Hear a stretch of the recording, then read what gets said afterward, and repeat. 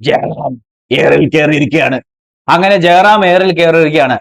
പരിമള and company എന്ന് പറയുന്ന സിനിമയുടെ, അതായത് പാണ്ഡ്യരാജ് ചെയ്യുന്ന തമിഴ് സിനിമയുടെ പ്രൊമോഷനുമായിട്ട് ബന്ധപ്പെട്ട് ജയറാം സംസാരിച്ച ചില വാക്കുകളും കാര്യങ്ങളും, അല്ലെങ്കിൽ കൊടുത്ത സംഭാഷണങ്ങൾ, അല്ലെങ്കിൽ ആ ഒരു ഇന്റർവ്യൂ, അവിടെയാണ് ചെറിയ ഒരു പാളിച്ച സംഭവിച്ചത്. കാരണം ജയറാം 2020 എന്ന് പറയുന്ന മലയാള സിനിമയിൽ അഭിനയിക്കുമ്പോൾ അതിന്റെ ക്ലൈമാക്സ് രംഗത്തിൽ ജയറാം ഉണ്ടായിരുന്നില്ല. കാരണം ആ സിനിമയിൽ ഉടനീളം ജയറാം ഉണ്ടെങ്കിലും ക്ലൈമാക്സിൽ, അതായത് മലയാളത്തിലെ സൂപ്പർ താരങ്ങളെ എല്ലാം വെച്ച് ചെയ്ത 2020 എന്ന ജോഷി ചിത്രത്തിൽ അവസാനത്തെ സീനിൽ മമ്മൂട്ടി, മോഹൻലാൽ, സുരേഷ് ഗോപി എന്നിവർക്കൊപ്പം മലയാള സിനിമയിലെ നാലാമൻ എന്നറിയപ്പെടുന്ന ജയറാം നടന്നു വരേണ്ട ഒരു ഭാഗമുണ്ടായിരുന്നു. അവിടെ എൻ ക്രെഡിറ്റ്സും കാണിച്ചു, സിനിമ തീരേണ്ടതാണ്.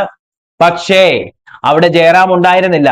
പകരം അതിനോ മറ്റ് ചില ഇന്റർവ്യൂസും കാര്യങ്ങളും ഒക്കെ വന്നപ്പോൾ അദ്ദേഹം സംസാരിച്ചപ്പോൾ പറഞ്ഞത്, അദ്ദേഹത്തിന് അന്ന് ശബരിമലയിൽ പോകണം. അതായത് അദ്ദേഹം ഈ പറയുന്ന പോലെ മലയ്ക്ക് പോകാനായിട്ടുള്ള എന്താ പറയുന്ന ആ ഒരു നോമ്പും കാര്യങ്ങളും എല്ലാം എടുത്ത് മലയ്ക്ക് പോകാനുള്ള ഒരു തീക്ഷ്ണമായ ഇതില് പ്രാർത്ഥനാപൂർവം കയറാനിരിക്കുകയാണ്. അപ്പം ഒരു വിശ്വാസി എന്ന നിലയിൽ ജയറാമിനെ ഒരിക്കലും തടയാൻ പറ്റത്തില്ല.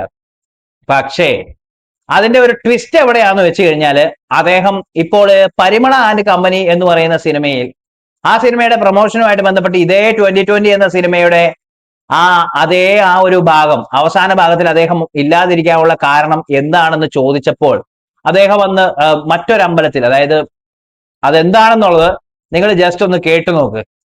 இந்த ஒரு ஆள் மட்டும் இருக்க மாட்டேன்.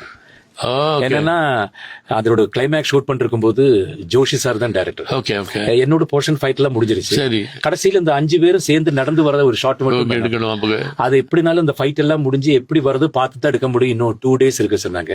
கரெக்டா தீபாவளி டைம் எங்க வீட்டுல சார் தீபாவளி வீட்டுக்கு போனோம், சென்னை போனோம். இல்ல உனக்கு தீபாவளி பெருசா, கடைசியில எல்லாரும் 5 பேர் நடந்து வருது பெருசா யோசிச்சேன். சார் எனக்கு தீபாவளி தான் முக்கியம் அப்படின்னா போனேன். 2020 പടത്തിൽ വന്ന് ക്ലൈമാക്സിൽ വന്ന് സുരേഷ് ഗോപി, ലാലേട്ടൻ എല്ലാവരും നടന്നു വരുന്ന ഒരു സീനുണ്ട്. അപ്പൊ അതിൽ പക്ഷെ ജയറാമേട്ടൻ മിസ്സിംഗ് ആണ്. അപ്പൊ കേൾവി കേട്ടത് ജയറാമേട്ടൻ അപ്പം ശബരിമലയ്ക്ക് പോകാനുള്ള ഒരു അന്ന് ഡേറ്റ് അതാണ് ബുക്ക് ചെയ്തത്. അതുകൊണ്ട് അതിന് പോകാൻ വേണ്ടി ഇത് വിട്ടിട്ട് അത് പോയെന്നാണ്. ശരിയാണോ തെറ്റാണോ? സത്യം ശരിയാണ്. അതിങ്ങനെ ജോഷി സാറിനോട് പറഞ്ഞുകൊണ്ടിരുന്നു ഞാൻ. അപ്പോൾ എന്റെ സീനൊക്കെ കഴിഞ്ഞു, ആ ഫൈറ്റിന്റെ ഇതൊക്കെ കഴിഞ്ഞു. വെയിറ്റ് ചെയ്യടാ, നിങ്ങൾ 5 പേരും കൂടി നടന്നു വരുന്ന ആ ഷോട്ടും കൂടി എടുത്താൽ ഞാൻ പറയുന്നത് സാർ എടുക്കണം, വൈകുന്നേരത്തോട് എടുക്കാന്ന് പറഞ്ഞു. അന്ന് അങ്ങനെ പോയി വൈകുന്നേരത്ത് എടുക്കാൻ പറ്റില്ല. അപ്പോൾ അതിനടുത്ത ദിവസമായി രാവിലെ തൊട്ട് ഞാൻ പറഞ്ഞു സാർ എടുക്കെടുക്ക പറ്റിയത്. അങ്ങനെ ഇങ്ങനെ പറഞ്ഞ് അന്നും എടുക്കാൻ പറ്റിയില്ല. തീരുമാനം പിന്നെ എന്റെയാണ് എടുക്കേണ്ടത്. അതിന് പോണോ അത് വേണ്ടാന്ന് വെച്ചിട്ട് ഈ 5 പേരിൽ നടന്നു വരുന്ന ഏതാണ് വലുതെന്ന് തോന്നിയപ്പോൾ എനിക്ക് അതാണ് വലുതെന്ന് തോന്നി അന്ന്. ഇനി ഇതൊന്നും അല്ലാതെ തിരുവോണത്തിനുണ്ടാകാൻ പോയ കഥ വേറെ കേട്ടിട്ടുണ്ട്. ഇത് കണ്ടല്ലോ എന്താ സംഭവിച്ചത് കണ്ടല്ലോ അല്ലെ? അതായത് ദീപാവലിയുടെ സമയത്ത് അദ്ദേഹത്തിന് വീട്ടിൽ പോകണം, ചെന്നൈക്ക് പോകണമെന്നാണ് അവിടെ പരിമള ആൻഡ് കമ്പനി എന്ന് പറയുന്ന സിനിമയുടെ ആ ഒരു പ്രൊമോഷന്റെ ഭാഗമായിട്ട് അദ്ദേഹം സംസാരിച്ചപ്പോ പറഞ്ഞത്. അതായത് ഈ ജയറാമിന്റെ ഒരു കാര്യം എന്നാന്ന് വെച്ചാൽ, നമ്മുടെ ഇപ്പോഴത്തെ അദ്ദേഹം വളരെ വളരെ വ്യത്യസ്തമായ റോളുകൾ ചെയ്തു. മാത്രമല്ല മിമിക്രിയിലൂടെ കടന്നു വന്ന് ഒരു സ്റ്റേജ് കിട്ടിക്കഴിഞ്ഞാൽ, ഒരു 1000 പേരെയും കിട്ടിക്കഴിഞ്ഞാൽ 1000 പേരെയും കയ്യിലെടുക്കാൻ കഴിവുള്ള മലയാളത്തിന്റെ ഒരു എണ്ണം പറഞ്ഞ താരങ്ങളിൽ ഒരാളാണ് ജയറാം. ആ ജയറാമിന്റെ വായിൽ നിന്നൊരു ചെറിയ പാളിച്ച പറ്റിയപ്പോൾ അതാണ് ഇപ്പൊ സോഷ്യൽ മീഡിയ എടുത്ത് അമ്മാനമാടുന്നത്. ശരിക്കും ജയറാമിന്റെ തമാശകൾ എന്നൊക്കെ പറഞ്ഞു കഴിഞ്ഞാൽ നമ്മൾ ചിരിച്ച് ഇടപാട് തീർക്കാനുള്ള സാധനം. മൈക്ക് കിട്ടി അദ്ദേഹം ചിരിപ്പിച്ചിരിക്കും, ചളി അടിക്കാതെ. അതായത് കയ്യിൽ ഉള്ള സാധനം, അദ്ദേഹം പറയുന്ന സാധനം തന്നെ ഇല്ലാത്ത സാധനമാണെങ്കിൽ പോലും, ഇല്ലാത്ത പറയുകയാണെങ്കിലും അത് കേൾക്കുന്നവനെ വിശ്വസിപ്പിക്കുന്നതിൽ ജയറാമിന്റെ ഒരു കഴിവെന്ന് പറഞ്ഞാൽ നമുക്കത് പറയാതിരിക്കാൻ മേല. കാരണം നമ്മളിങ്ങനെ കേട്ടിരുന്നു. അതാണ് ഈ ജയറാമിന്റെ ഒരു പ്രത്യേക രീതി. നമ്മള് എന്നാ പറയുന്നേ, മേലേപ്പറമ്പിൽ ആൺവീട് എന്ന് പറയുന്ന സിനിമയിലൊക്കെ നമ്മൾ കണ്ടിട്ടുള്ളതാണ് അദ്ദേഹത്തിന്റെ പ്രകടനങ്ങൾ. സമ്മർ ഇൻ ബദലഹേം, ഒത്തിരി സിനിമകളുണ്ട്. ഫ്രണ്ട്സ് എന്ന് പറയുന്ന സിനിമയിലൊക്കെ അദ്ദേഹം ഒരുപാട് ചിരിപ്പിച്ചിട്ടുള്ളതാണ്. ഫ്രണ്ട്സിന്റെ ക്ലൈമാക്സിൽ അദ്ദേഹം കരയിപ്പിച്ചിട്ടുമുണ്ട്.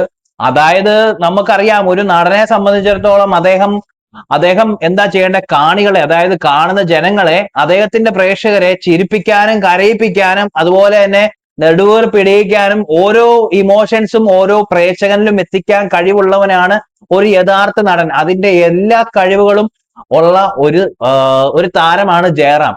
ജയറാമിനെ പോലെ ഒരു താരത്തിന്റെ കയ്യിൽ നിന്നും ചെറുതായിട്ടൊന്ന് നാക്കുപിഴ വന്നപ്പോൾ, അത് ഈ ഒന്നാമത്തെ കാര്യം ഡിജിറ്റൽ മീഡിയ അല്ല ഇങ്ങനെ നിൽക്കുന്നത് കൊണ്ട്, അല്ലെങ്കിൽ ഈ സോഷ്യൽ മീഡിയ പോലെയുള്ള കാര്യങ്ങൾ ഉള്ളതുകൊണ്ട് കുത്തിപ്പൊക്കി ഇങ്ങനെ എടുക്കും. അതാണ് കുഴപ്പം. അങ്ങനെ കുത്തിപ്പൊക്കി എടുത്ത ഒരു സംഭവമാണ് ഇപ്പൊ വൈറലായിരിക്കുന്നത്. എന്തായാലും അദ്ദേഹം ഇപ്പൊ ഏറിലാണ്. പക്ഷെ ഏറി കയറിയോണ്ടൊന്നും ഒരു കാര്യമില്ല. നല്ലൊരു സിനിമ വന്നാൽ അദ്ദേഹം തിരിച്ചു എന്താ പറയുന്നത്, ഏറിപ്പോയ അദ്ദേഹത്തിന് എല്ലാവരും തോളത്തെടുത്ത് വെക്കും. അതാണ് ഈ മലയാളികളുടെ ഒരു പ്രത്യേകത. അതായത് തോളത്തെടുത്ത് വെക്കാനും നിലത്തെടുത്തടിക്കാനും കഴിവുള്ള ഒരേ ഒരു ആളുകൾ മലയാളികളാണ്. മറ്റു സ്ഥലങ്ങളിലൊക്കെ അപേക്ഷിച്ച് നമ്മൾ വിമർശിക്കുകയും ചെയ്യും, എന്നാൽ നല്ലത് കണ്ടാൽ നല്ലതാന്ന് പറയുകയും ചെയ്യും. എന്തായാലും മലയാളത്തിലെ സ്വന്തം ജയറാമിന്റെ സിനിമകൾ ഏറ്റവും കൂടുതൽ, അതായത് അടുപ്പിച്ചടുപ്പിച്ച് ഹിറ്റുകൾ നൽകിയ ഒരേ ഒരു സംവിധായകൻ എനിക്ക് തോന്നുന്നത് രാജസേനനാണ്. രാജസേനൻ സിനിമകളിൽ കൂടെ അദ്ദേഹം ഒരുപാട് ഉയരങ്ങളിലേക്ക് എത്തി. കാരണം പ്രതീക്ഷിക്കാത്ത രീതിയിൽ ഒരുപാട് വിജയങ്ങൾ അദ്ദേഹത്തിന് കിട്ടി. അങ്ങനെ മാത്രമല്ല, അങ്ങനെ വരുമ്പോഴത്തേക്ക് സ്റ്റാർഡം കൂടി അദ്ദേഹം മലയാള സിനിമയിലെ മമ്മൂട്ടിക്കും മോഹൻലാലിനും ഒപ്പം, അല്ലെങ്കിൽ സുരേഷ് ഗോപിക്കും ഒപ്പം നിൽക്കുന്ന രീതിയിലേക്ക് വന്നു. അങ്ങനെ ഒരു പീക്ക് ലെവലിൽ നിൽക്കുന്ന സമയത്ത് അദ്ദേഹത്തിന്റെ ചില സിനിമകളൊക്കെ തകർച്ചയിലേക്ക് പോയി. പിന്നെ മാത്രമല്ല, അദ്ദേഹത്തിന്റെ ഒരു പ്രത്യേകത എന്നാന്ന് വെച്ചാൽ പോയെടുത്തത് തിരിച്ചു വരാൻ അറിയാം. വമ്പൻ പൊട്ടലുകളെല്ലാം കഴിഞ്ഞതിന് ശേഷം അദ്ദേഹത്തിന്റെ വക വമ്പൻ ഒരു തിരിച്ചുവരവ്.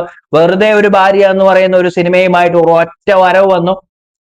ഗംഭീര വിജയമായിരുന്നു ആ സിനിമ. അതിനുശേഷം പിന്നീട് വന്ന സിനിമകൾ അത്ര അങ്ങോട്ട് ഹിറ്റ് ആയിട്ടുണ്ടെന്ന് എനിക്ക് തോന്നുന്നില്ല. മൈ ബിഗ് ഫാദർ, അങ്ങനെയുള്ള കുറച്ച് സിനിമകളും കാര്യങ്ങളും ഒക്കെ വന്നിരുന്നു. പിന്നെ മാസ് കൂൾ ആക്ടർ ജയറാം എന്നുള്ള ഒരു പേരിൽ ഒരു മാസ് മൂവിയൊക്കെ ആയിട്ട് അദ്ദേഹം വന്നു. പക്ഷേ ഏറ്റില്ല. അങ്ങനെ പല പല പരിപാടികൾ അദ്ദേഹം പയറ്റി നോക്കിയിട്ടും ഏറ്റില്ല. ഒന്നാമത്തെ കാര്യം, മലയാളി പ്രേക്ഷകര് ഈ മറ്റേ കാലത്തിനനുസരിച്ച് മാറിക്കൊണ്ടിരിക്കുന്ന അനുസരിച്ച് നമ്മൾ സിനിമകളും അപ്ഡേറ്റഡ് ആയില്ലെങ്കിൽ സിനിമ കാണുന്ന പ്രേക്ഷകർ അത് ഔട്ട്ഡേറ്റഡ് ആക്കി കളയുന്ന ഒരു പ്രത്യേകതയുണ്ട്. അങ്ങനെ ജയറാം സിനിമകൾ തകർച്ചയിലേക്ക് പോയപ്പോൾ അദ്ദേഹം മലയാളം വിട്ട് തമിഴ്, തെലുങ്ക്, കന്നഡ സിനിമകളിൽ ചെന്നു. അവിടെ ചെന്നപ്പോൾ ശക്തമായ കഥാപാത്രങ്ങൾ അദ്ദേഹത്തിന് കിട്ടുകയും ചെയ്തു. അല്ലു അർജുന്റെ ഒക്കെ കൂടെ അദ്ദേഹം തകർത്ത് അഭിനയിച്ചിട്ടുണ്ട്. വിജയുടെ കൂടെ അഭിനയിച്ചു, സൂര്യയുടെ കൂടെ അഭിനയിച്ചു. അപ്പോഴും മലയാളി പ്രേക്ഷകർ അവിടെയും അദ്ദേഹത്തിന്റെ കുറ്റം കണ്ടുപിടിക്കാൻ പോയി. അവിടെയും ചെന്നിട്ട് ചളിയടിച്ച് നിൽക്കുകയാണല്ലോ, അതായത് തരം താത്തുന്ന രീതിയിലുള്ള വേഷങ്ങളാണോ അദ്ദേഹം ചെയ്യുന്നത്. പക്ഷേ അവിടെ ചെന്നാലും അദ്ദേഹം പിടിച്ചു നിൽക്കാനായിട്ടുള്ള ഒരു സെറ്റപ്പ് ഉണ്ട്. തെനാലി എന്ന് പറയുന്ന സിനിമയിലൊക്കെ തകർത്ത് അഭിനയിച്ചിട്ടുള്ളത്, എനിക്ക് തോന്നുന്നു കമൽഹാസന്റെ കൂടെയൊക്കെ തകർത്ത് അഭിനയിച്ചിട്ടുള്ള താരമാണ് ജയറാം. അപ്പൊ മലയാളത്തിൽ മാത്രമല്ല തെന്നിന്ത്യ ഒട്ടാകെ പേരും പ്രശസ്തിയും ഉള്ള ഒരു നടനാണ് ജയറാം. അദ്ദേഹം പുതിയതായിട്ട് ചെയ്യുന്ന കുറച്ച് പ്രോജക്റ്റുകളുടെ ഒക്കെ കാര്യങ്ങളൊക്കെ പറഞ്ഞു. പക്ഷേ മലയാളത്തിൽ അദ്ദേഹത്തിന് വീണ്ടും ഒരു തിരിച്ചുവരവിന് അല്ലെങ്കിൽ ഒരു വൺ ഹിറ്റ് ആയിരുന്നു. അതായത് ഒരു ഹോസ്റ്റലർ എന്ന് പറയുന്ന സിനിമ, അതിൽ മമ്മൂട്ടിയുടെ ഒരു സാന്നിധ്യം കൂടെ ഉണ്ടായിരുന്നു. സിനിമ അദ്ദേഹത്തിന് ജയറാമിന് ലഭിച്ച ഒരു ഹിറ്റാണ്. അതിനുശേഷം പിന്നീട് മലയാളത്തിൽ എനിക്ക് തോന്നുന്നു അദ്ദേഹത്തിൻ്റെതായി വന്നത്, ഇപ്പം ലേറ്റസ്റ്റ് ഒരു മൂവി വന്നിട്ടുണ്ടായിരുന്നു. ആ മൂവിയും അത്യാവശ്യം കുഴപ്പമില്ലാത്ത രീതിയിൽ, അതിൽ ജയറാമിന്റെ കുറച്ച് നല്ല രീതിയിൽ അഭിനയിച്ചിട്ടുണ്ടായിരുന്നു. പെട്ടെന്ന് സിനിമയുടെ പേര് വിട്ടുപോയതാ കേട്ടോ, അത് ഒന്നും വിചാരിക്കരുത്, അത് പോട്ടെ. അപ്പം എന്തായാലും അങ്ങനെ അദ്ദേഹത്തിന്റെ നടൻ എന്ന രീതിയിൽ, നടൻ എന്ന് പറയുന്ന ഒരു സിനിമയുണ്ട് കേട്ടോ, അദ്ദേഹത്തിന് അവാർഡൊക്കെ കിട്ടിയ ഒരു മൂവിയാണ്. അപ്പോൾ ഈ ഒരു നടൻ എന്ന നിലയിൽ അദ്ദേഹം വളരെ ശക്തമായ രീതിയിൽ പ്രേക്ഷകരുടെ ഹൃദയങ്ങളിൽ വന്നിട്ടുണ്ട്. പക്ഷേ ചില സമയങ്ങളിൽ അദ്ദേഹത്തിന്റെ ഈ പറയുന്ന നമ്മുടെ ഇന്റർവ്യൂസ് ഒക്കെ കാണുമ്പോൾ വിനയം കുറച്ച് കൂടി പോകുന്നുണ്ടോ എന്ന് തോന്നും. ചിലരെ സംബന്ധിച്ച് ഓക്കെയാണ്. എന്നെ സംബന്ധിച്ച് അദ്ദേഹത്തിന്റെ ഇന്റർവ്യൂ ഒക്കെ കാണുമ്പോൾ എന്റെ മനസ്സിൽ ഒരു ചെറിയ ചിരി, അതായത് നമുക്ക് സന്തോഷത്തോടുകൂടിയുള്ള ഒരു ചെറിയൊരു പുഞ്ചിരിയൊക്കെ നമുക്ക് കിട്ടും.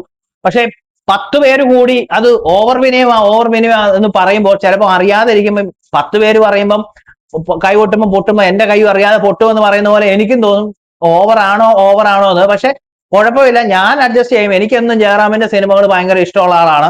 നല്ലൊരു ഹിറ്റുമായിട്ട് അദ്ദേഹം തിരിച്ചു വരണമെന്ന് ഭയങ്കരമായിട്ട് ആഗ്രഹിക്കുന്ന ഒരാളും കൂടെയാണ്. അപ്പോൾ എന്തായാലും അദ്ദേഹത്തിന്റെ പുതിയ സിനിമ പരിമള ആൻഡ് കമ്പനി ഒരു പാണ്ഡ്യരാജ് മൂവിയാണ്. അത് ഭയങ്കര ഹിറ്റ് ആകാനായിട്ടുള്ള സാധ്യതകൾ ഉണ്ടോ എന്ന് ചോദിച്ചാൽ ഉണ്ട്. തമാശയും അത്യാവശ്യം ത്രില്ലിംഗ് മൊമെന്റ്സും ഒക്കെ ഉള്ള ഒരു മൂവിയാണ്. നമ്മൾ അതിന്റെ എന്താ പറയുന്നത്, ടീസർ കണ്ടിട്ട് തോന്നിയത്, ടീസറും ട്രെയിലറും ഒക്കെ കണ്ടിട്ട് തോന്നിയത്. അപ്പം എന്തായാലും ഇപ്പോ എയറിൽ കയറിയിരിക്കുന്ന ജയറാമിന് എയറിൽ നിന്ന് നിലത്തിറങ്ങാൻ പറ്റുന്ന ഒരു അവസരമാണ് ആ സിനിമ ഹിറ്റാക്കി കഴിഞ്ഞു കഴിഞ്ഞാൽ. അത് ഹിറ്റാകാനുള്ള സാധ്യതയൊക്കെ കാണുന്നുണ്ട്. അതിന്റെ ഓടിപ്പും തൊങ്ങലും ഒക്കെ കണ്ടിട്ട് അതൊരു വൻ പടമാകാൻ സാധ്യതയുണ്ട്. അപ്പം എന്തായാലും നേരത്തെ മറന്നുപോയ സിനിമയുടെ പേര് ആശകളായിരം എന്ന സിനിമയാണ്. ആശകളായിരം എന്ന് പറയുന്ന സിനിമയിൽ അദ്ദേഹത്തിന്റെ അഭിനയ മുഹൂർത്തങ്ങളൊക്കെ നന്നായിരുന്നു. പക്ഷെ സിനിമ പ്രേക്ഷകരെ സംബന്ധിച്ച് നല്ലതായിരുന്നു എന്ന് ചോദിച്ചാൽ ഒരു ഫീൽ ഉള്ള ഒരു മൂവിയായിരുന്നു. അദ്ദേഹത്തിന് ഇനിയും നല്ല നല്ല സിനിമകൾ വന്നാൽ നല്ല നല്ല സംവിധായകരോടുകൂടെ സിനിമകൾ ചെയ്താൽ സാധ്യതയുള്ളതാണ്. അപ്പോൾ എന്തായാലും അദ്ദേഹം ഇനി വരുന്ന സിനിമകൾ ഏതൊക്കെയാന്ന് ചോദിച്ചപ്പോൾ ഫഹദ് ഫാസിൽ, അതുപോലെ തന്നെ ദിലീഷ് പോത്തൻ കൂട്ടുകെട്ടിലുള്ള ഒരു മൂവി വരുന്നുണ്ടെന്ന് പറഞ്ഞു. ഇപ്പോൾ ലേറ്റസ്റ്റ് ആയിട്ട് വന്ന അദ്ദേഹത്തിന്റെ ഇന്റർവ്യൂവിൽ അദ്ദേഹം പറയുന്നുണ്ട്, അതായത് ആ സിനിമയെ കുറിച്ച് പിന്നീട് സംസാരങ്ങളൊന്നും നടന്നില്ല. പിന്നെ 2-3 പ്രോജക്ട്സ് ഒക്കെ സംസാരിച്ചെങ്കിൽ പോലും അത് മുന്നോട്ടേക്ക് പോകുന്നില്ലാത്ത ഒരു അവസ്ഥയിലാണെന്ന് പറഞ്ഞു. ഈ സമയത്തൊക്കെയും അദ്ദേഹത്തിന് അന്യഭാഷാ സിനിമകൾ കിട്ടുന്നുണ്ട്. എന്തായാലും അദ്ദേഹം തന്റെ ആക്ടിങ് കരിയർ അങ്ങനെ നിർത്തിപ്പോകുന്ന ഒരു അവസ്ഥയിലൊന്നും അല്ല. കാരണം ഇവിടെ ഇല്ലെങ്കിൽ അവിടെ ഉണ്ട് എന്ന് പറയുന്ന ഒരു രീതിയിലാണ് അദ്ദേഹത്തിന് എന്നും അദ്ദേഹത്തിൻ്റെതായ ഒരു സ്ഥാനമുണ്ട്. പക്ഷെ ഈ ഏറിൽ കയറ്റം ഒന്ന് നിർത്തേണ്ട ഒരു ആവശ്യമാണ്. കാരണം അദ്ദേഹം ശ്രദ്ധിക്കേണ്ട ഒരു കാര്യം, കാരണം എന്താണെന്ന് വെച്ച് കഴിഞ്ഞാൽ ഈ സോഷ്യൽ മീഡിയയും കാര്യങ്ങളും ഒക്കെ ഉള്ള സമയത്ത് അദ്ദേഹം ഏറിൽ പോകാനും ആ സാധനമൊക്കെ വരാനും ഒക്കെയുള്ള സാധ്യതകളൊക്കെ ഉണ്ട്. അപ്പൊ അതുകൊണ്ട് എന്തായാലും ജയറാമിന്റെ നല്ല സിനിമകൾ വന്നാൽ ഇപ്പൊ എടുത്ത് ഏറി വെച്ചേക്കുന്നവരൊക്കെ എടുത്ത് താഴെ വെച്ച് നെഞ്ചത്തോട്ട് ചേർത്ത് വെക്കും. അതാണ് ജയറാമിനെ പ്രത്യേകം എല്ലാവർക്കും ഇഷ്ടമൊക്കെയാണ്. ഈ പറയുന്ന ആരാണല്ലോ ജയറാം എന്ന് പറയുന്ന വ്യക്തി മാത്രമല്ല, രാഷ്ട്രീയത്തിലും ചലച്ചിത്ര രംഗത്തും അല്ലെങ്കിൽ നല്ല അറിയപ്പെടുന്ന ആൾക്കാർ ആരാണെങ്കിലും അബദ്ധങ്ങൾ വായിൽ നിന്ന് വന്നു കഴിഞ്ഞാൽ എന്നും റോക്കറ്റ് പോകുന്ന പോലെ അങ്ങ് ബഹിരാകാശത്ത് ചെല്ലേണ്ട ഒരു അവസ്ഥയാണ്.